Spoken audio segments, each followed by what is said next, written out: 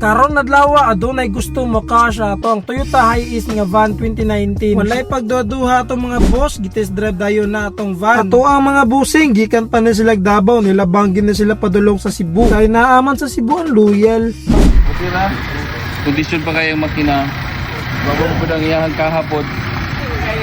Sir, kahapon, Auto pag humanog test drive nilang sir, nakadesisyon dayon sila ni diretso dayon sa opisina para mo full payment sila. Samtang nag full payment sila, ato dayon nagipa magic cleaning.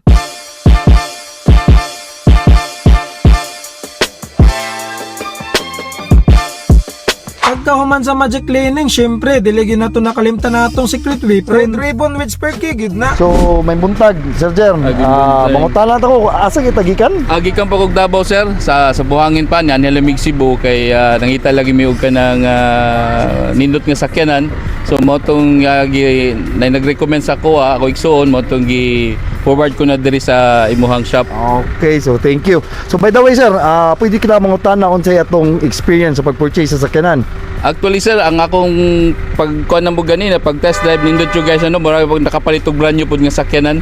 Okay. Gwapo gid siya, gwapo gid. Di pa mo magmahay kung kamo maka siguro mo mo sa shop ni Sir Nelson mo bisita pud diri kung namoy time.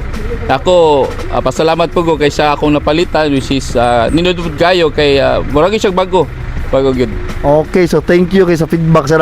Sige. So enjoy your new ride and congratulations. Sige sir.